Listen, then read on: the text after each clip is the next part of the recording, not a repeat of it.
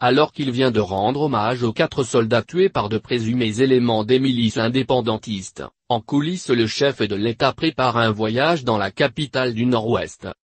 Le président de la République a salué, vendredi 17 novembre 2017, la mémoire de 4 militaires camerounais tués au cours de récentes attaques armées des militants sécessionnistes présumés dans les régions anglophones du Cameroun. Dans un message lu à Bamenda, la capitale du Nord-Ouest, lors d'une cérémonie d'hommage à ces autres victimes de la crise dite anglophone qui secoue le pays depuis octobre 2016, Paul Biya a présenté les victimes comme des gendarmes et, militaires courageux, dynamiques et dévoués à leur mission. Surtout que pour le chef de l'État ils demeureront un exemple dans la lutte pour la préservation de la paix et de l'intégrité territoriale. Le président de la République a surtout fait part de sa tristesse, profitant de l'occasion pour dénoncer le meurtre barbare de ses militaires.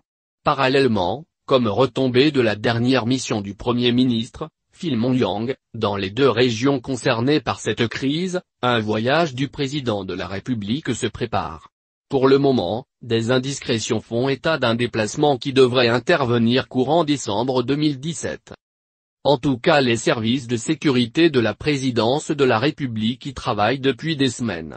Dans le coup, la garde présidentielle, la division de la sécurité présidentielle, des SP, dont des détachements effectuent des missions avancées, le bataillon d'intervention rapide, BIR, et bien sûr la gendarmerie. Pour des raisons évidentes, les forces de défense et de sécurité fortement renforcées dans les 2 régions ces dernières semaines sont également mises à contribution. Paul Biya entend apporter un message d'apaisement aux populations dont différents courants séparatistes tendent à amplifier l'insécurité. À l'occasion, le chef de l'exécutif camerounais devrait aussi, au cours des audiences, écouter les forces vives dans la perspective d'un dialogue plus large. Il y a un an en effet, différentes voix s'étaient élevées pour appeler le président de la République à aller à la rencontre des compatriotes du Nord-Ouest et du Sud-Ouest en vain. S'il n'y était pas personnellement opposé, précise une source dans son entourage, certains lui avaient conseillé de ne pas s'y rendre. La raison, il ne trouvait pas d'interlocuteur. Bien plus, il disait vouloir éviter une humiliation au chef de l'État, arguant qu'il pourrait être hué et essuyer le vent de protestation ayant émaillé le séjour de Phil Mongyang et sa suite en décembre 2016. Plus d'1 an après, les lignes n'ont véritablement pas bougé. Lutte armée. Certes, le pouvoir a apporté des solutions à certaines préoccupations. Certes aussi des cadres de concertation ont été mis en place pour examiner des revendications formulées. Des leaders de la contestation ont même été libérés de prison. Mais l'école n'a pas totalement repris. Les villes mortes ont encore droit de citer, du moins certains jours.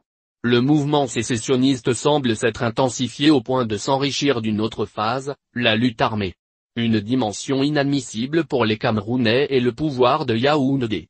Le 1er octobre 2017, par exemple, c'est sur le pied de guerre que les militants indépendantistes ont hissé le drapeau d'un État virtuel dans différentes localités du Nord-Ouest et du Sud-Ouest.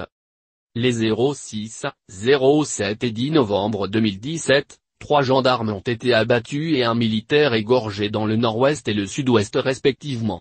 Si l'on d'accord comme le souligne le président Biya lui-même qu'ils ont sacrifié leur vie face aux attaques sécessionnistes, ces pertes inutiles comme d'autres auraient pu être évitées si les efforts avaient été conjugués pour un dialogue franc. C'est dans ce sens que le chef de l'opposition, John Frundi, président du Social Democratic Front, SDF, présent à la cérémonie, interpelle Paul Biya. Je condamne les tueries perpétrées par les 2 camps et j'appelle le gouvernement de mettre un terme à ces massacres, a déclaré John Frundi après la cérémonie. Biya est totalement responsable de tout ce qui se passe. Il n'a rien fait depuis le déclenchement de la crise et c'est pour cela que les problèmes se sont aggravés, s'est-il voulu accusateur. D'ailleurs les parlementaires issus de cette formation politique ont refusé de prendre part à la séance d'ouverture de la session parlementaire en cours. Ils disent adresser un message au chef de l'État pour s'impliquer davantage dans la résolution de la crise dans le Nord-Ouest et le Sud-Ouest. À Yaoundé, le discours en privé au sein du gouvernement est de plus en plus à un déplacement du président dans les régions concernées. Le président doit descendre dans les régions anglophones pour s'enquérir lui-même de la situation réelle sur le terrain, se laisse aller un membre du gouvernement qui constatait l'échec des différentes missions Yang dans son nord-ouest natal. Une prise de risque qui laisse croire que notre ministre lit ainsi la dynamique et les stratégies qui évoluent dans le camp du pouvoir. En tout cas jeudi 12 octobre sur très hautes instructions du chef de l'État, chef des armées, le ministre délégué à la présidence chargé de la défense a présidé à Buea une importante réunion d'évaluation de la situation sécuritaire des régions du nord-ouest et du sud-ouest, en proie à des actes terroristes et autres menaces sécuritaires depuis un certain temps. Toujours est-il qu'à la suite de l'audience que le secrétaire général des Nations Unies a eue avec Paul Biya au début du mois, cette institution a dit sa préoccupation particulièrement vendredi dernier, face à la recrudescence des violences dans l'ouest anglophone du Cameroun. Dans son communiqué, le Bureau régional des Nations Unies pour l'Afrique centrale, UNOCA, réitère son attachement à l'intégrité territoriale et à l'unité du Cameroun.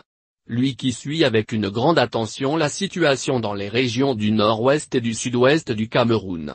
L'ONU invite les différentes parties à résoudre leurs différends par des moyens pacifiques, encourage à la tenue d'un dialogue inclusif et réitère la disponibilité des Nations Unies à apporter tout appui que les parties camerounaises jugeraient approprié pour résoudre la crise.